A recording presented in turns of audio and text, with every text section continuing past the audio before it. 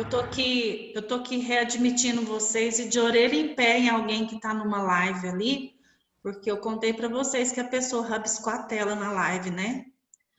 E aí esse comportamento se repetiu e a professora mandou um áudio super brava falando que se ele rabiscasse de novo, ele ia ser proibido de assistir a live.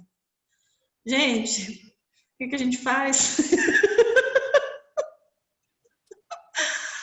Ai, eu não fico rindo assim na frente dele não, tá? Eu sou super brava. Ele ficou com muito medo quando eu fui brigar com ele.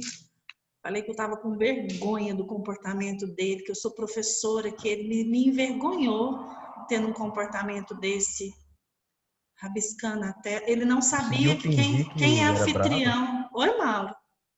Conseguiu fingir que era brava? Eu sou super brava. Não fingi, não. Não fingi que eu sou brava, não. De jeito nenhum. Espera aí que eu vou pôr o computador na tomada.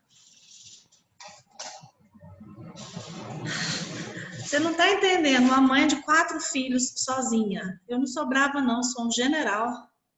Só eles para contar para vocês se eu sou boazinha ou não.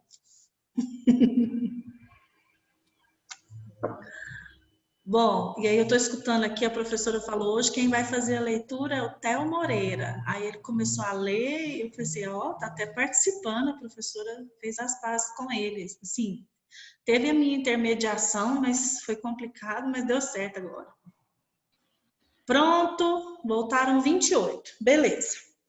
Gente, da página 462 em diante, está falando uma introdução das questões sexuais na vida do adulto jovem.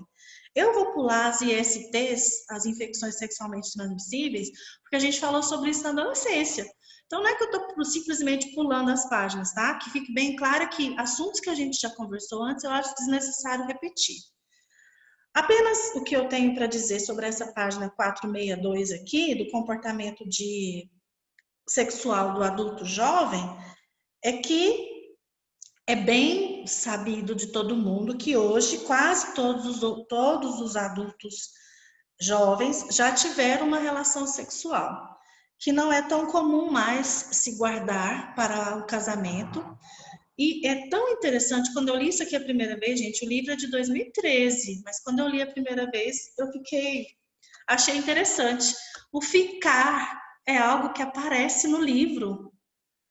Como assim o ficar? Eles colocam ficar entre aspas e escreve assim: o sexo casual é comum entre os universitários, as festas, né? Os estudantes universitários, eles estão se tornando menos críticos, mais abertos em relação à atividade sexual, mas ainda existe o padrão duplo. É esperado que os homens tenham mais liberdade sexual do que as mulheres. E é também muito comum o comportamento sexual na faixa etária universitária ser associado com um grupo de risco, que é junto com bebida alcoólica, drogas e comportamento de risco para o sexo, que é sem o cuidado com as regras para não ter uma gravidez ou uma doença que pode ser contraída.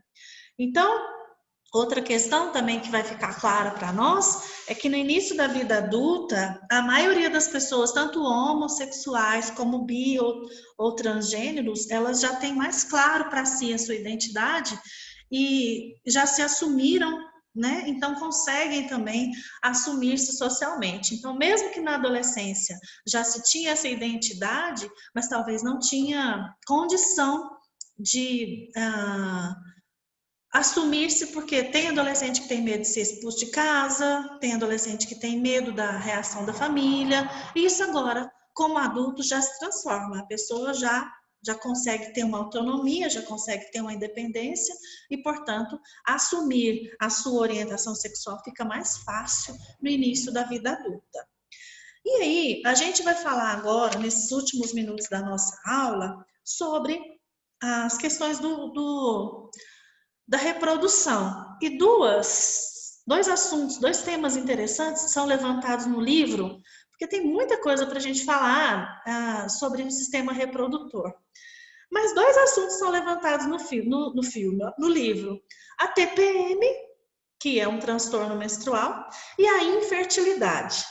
Vamos falar de TPM? Meninas, vamos explicar para os meninos como que funciona esse negócio que chama TPM, porque às vezes eles acham que conhecem, mas não conhecem, né?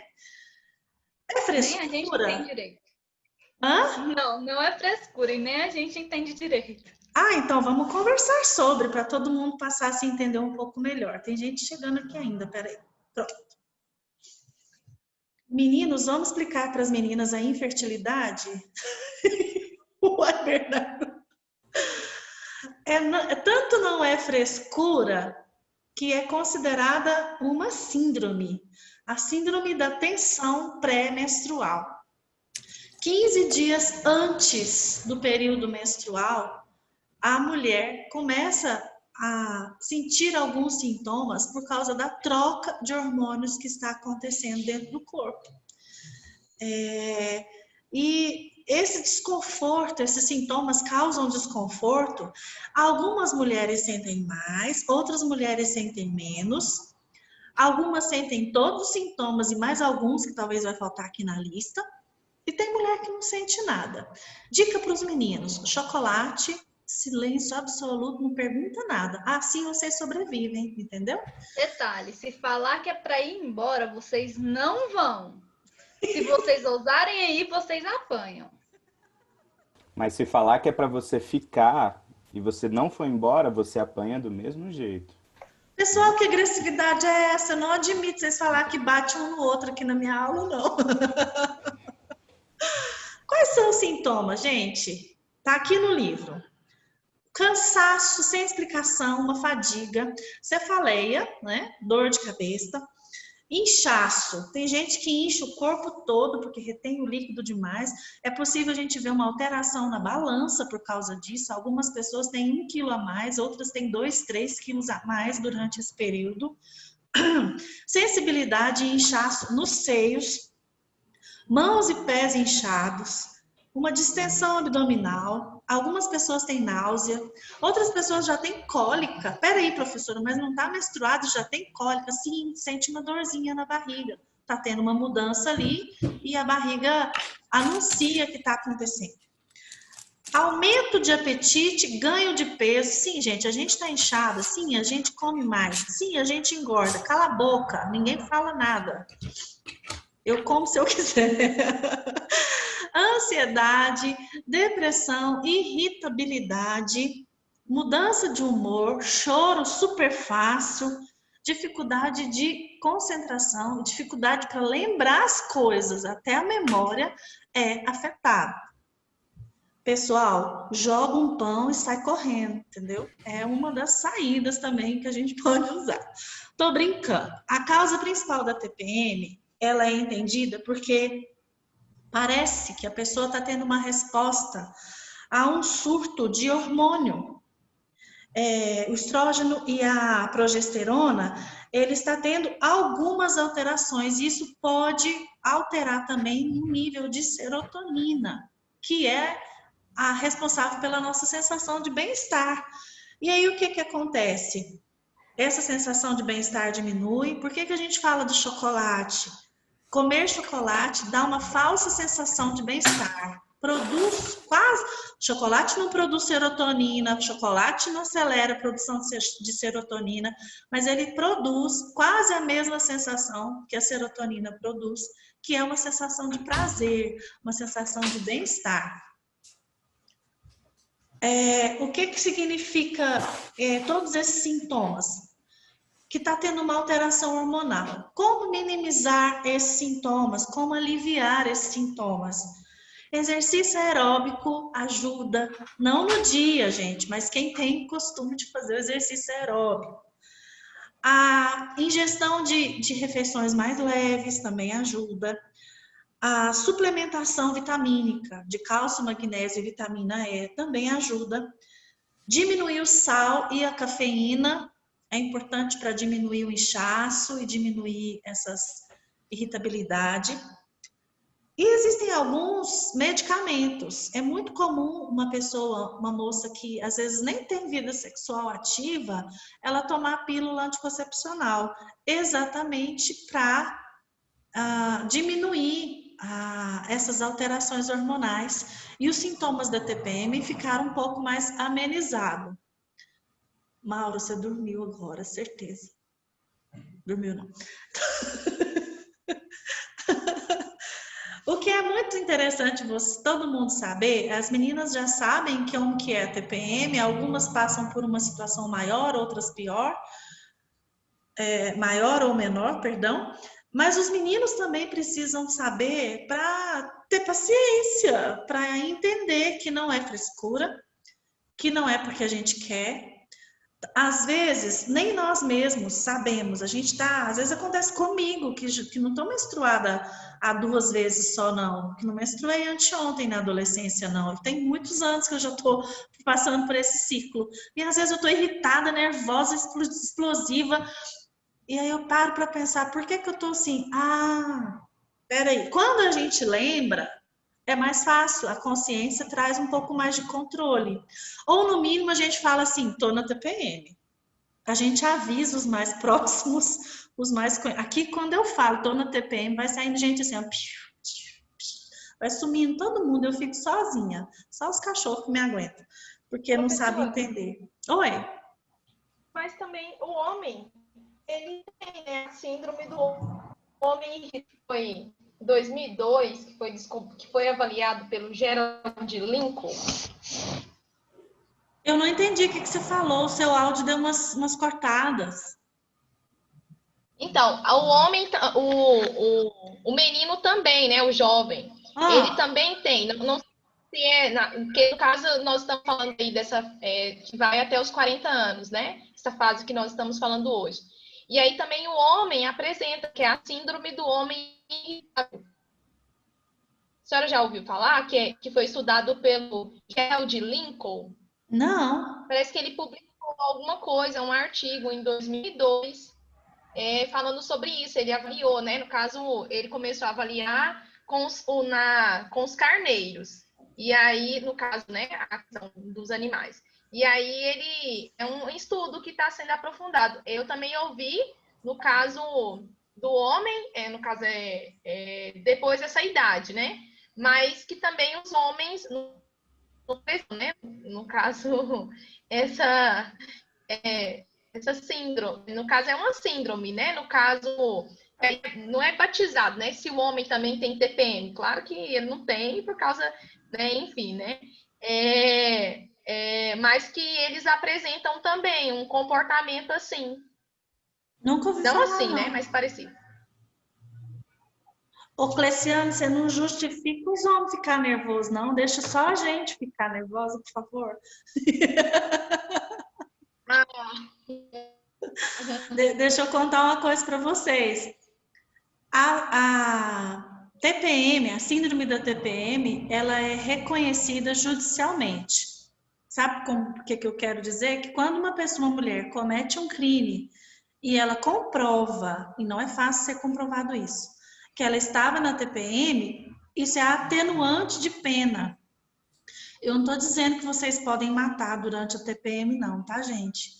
Eu estou dizendo que existe uma explicação. E é complicadíssimo você comprovar isso. Você tem que ter tratamento, atestado, testemunha de que realmente você todo mês altera seu humor, fica inexplicavelmente nervosa, tem todo um processo.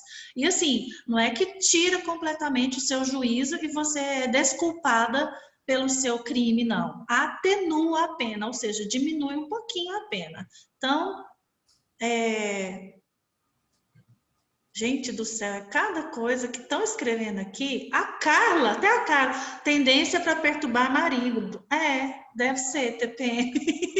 Não, professora, eu convivo com 6 meninos da faculdade aqui do grupo, com 2 minhas melhores amigas e 3 mulheres aqui em casa. Então, imagina como é. Guilherme. Então, eu conheço tudinho, assim, eu sei quando uma tá de TPM aqui em casa, a minha irmã vai estar de TPM. E minhas amigas também vai estar de TPM. Então, porque é muito próximo, não é? É incrível. Não perturba tanto. Já tem um né, estudo. Raquel, quando você tá de TPM aí, né, amiga? Aí, gente, já conhece até a época da TPM da Raquel. Isso aqui é amigo íntimo. E tem um estudo, Guilherme, que fala, é interessantíssimo, eu também já presenciei isso na minha família. Eu tenho uma tia que teve 4 meninas, hoje já está todo mundo espalhado, não mora junto mais. Mas geralmente o período menstrual é na mesma época, ou seja, a TPM também é na mesma época. Meu tio fala que ele tinha quase que mudar de casa, a esposa e 4 filhas, tudo na TPM, ele falava, ou eu calo a boca ou eu mudo de casa. Ele era Professora, super tranquilo. Oi, aqui em Valéria. casa nós somos 3 filhas, mais a minha mãe e só o meu pai, porque aqui em casa até as cachorras são fêmeas, tá? E aí, tipo, todo mundo que conhece a nossa família que é próxima fala que meu pai tem um lugar guardado no céu pra aturar a gente, porque é tudo junto, assim, terminou um, começa a outra, você não tem uma semana de paz, sabe? É um negócio muito complicado. É seu pai e o Guilherme, então, que vão direitinho pro céu. E é assim pro céu. E por último, a gente tem que conversar agora uma última coisa para encerrar o desenvolvimento físico do adulto jovem. Tá vendo? Vai dar para cair o desenvolvimento físico jovem todinho na prova. Sobre a infertilidade. Como assim infertilidade? Quando se torna adulto jovem, a gente falou agora mesmo que vai casar, acaba tendo essa ideia de casamento. E também, mesmo se não casar, entre os 20 e os 40 anos é o período considerado mais propício para ter filhos. Já se alcançou talvez uma estabilidade num relacionamento, uma estabilidade financeira, e aí quer ter esse momento de paternidade ou maternidade. E algumas pessoas, infelizmente, se esbarram com a impossibilidade de ter filhos. Quando é possível dizer que uma pessoa pode ser infértil? Aqui no livro diz que quando a pessoa tenta mais de 12 meses seguido tentar uma gravidez sem nenhum tipo de método contraceptivo e não consegue engravidar. Aí pode ser que precisa fazer uma avaliação para entender o que está acontecendo. A infertilidade pode ser tanto do homem quanto da mulher. E em ambos os casos, há algumas possibilidades, há algumas saídas. E aqui no livro está falando que a possibilidade mais comum encontrada é a inseminação artificial. Existe também o problema quando a mulher não é que ela não produz o óvulo, ela produz o óvulo, mas por que ela não consegue engravidar? Ela tem um problema no útero. E sempre que o embriãozinho se aloja ali, por algum motivo, há um aborto espontâneo. Uma mulher que tem abortos espontâneos consecutivos, ela vai tentar entender o que está causando aquilo. Pode ser que se chegue a um diagnóstico de que ela não vai conseguir procriar. Então, ela tem óvulo, o marido também tem o espermatozoide, eles conseguem uma fecundação, mas infelizmente não conseguem uma gestação. A Fernanda colocou a endometriose, exatamente. Tem a questão da endometriose, tem a questão de um cisto, um mioma, que perturbam, que atrapalham a possibilidade de um alojamento do embriãozinho no útero. Qual seria a saída? Na página seguinte tem uma pesquisa em ação que fala sobre tecnologia de reprodução assistida. E aí fala sobre a inseminação artificial, que todo mundo sabe como que é, o bebezinho de proveta, mas também fala da substituição materna, que é a famosa mamãe de aluguel, barriga de aluguel. E aí a gente tem que conversar um pouco, essa era uma polêmica para a gente conversar assim, 1 hora de aula, mas infelizmente não vai dar tempo para todo mundo manifestar a sua opinião, mas eu gostaria que vocês refletissem no seguinte: mãe de aluguel, o óvulo é da mãe, é do casal, o óvulo e o espermatozoide é do casal. Aquela mãezinha que tem a barriga, aquela mulher que tem a barriga, ela vai ser só o útero, ela está emprestando o útero dela para aquela outra que não consegue ter uma gestação. Vocês que tiveram desenvolvimento 1 comigo semestre passado e viram como uma gestação influencia no desenvolvimento de um bebezinho, e aí, gente, eu não estou falando biologicamente, mas afetivamente, essa mulher não é mãe desse bebê? Psicologicamente, quem é a mãe desse bebê? Quem vai parir esse bebê, quem vai gerá-lo 9 meses? Ele vai escutar o coração de quem? Ele vai sentir as emoções de quem? Então, é algo para a gente refletir bastante dentro da ética, dentro da psicologia, e tentar entender essa pessoa que vai nascer, talvez que depois tenha alguns problemas, e tentar também contribuir para a psicologia jurídica, se for uma área que você esteja participando futuramente, a psicologia jurídica. O juiz vai te pedir um parecer, porque essa mulher que gerou esse neném, na hora de entregar, ela fala, não, eu gerei, esse menino é meu. Bora para a guerra, né? Bora para a guerra judicial.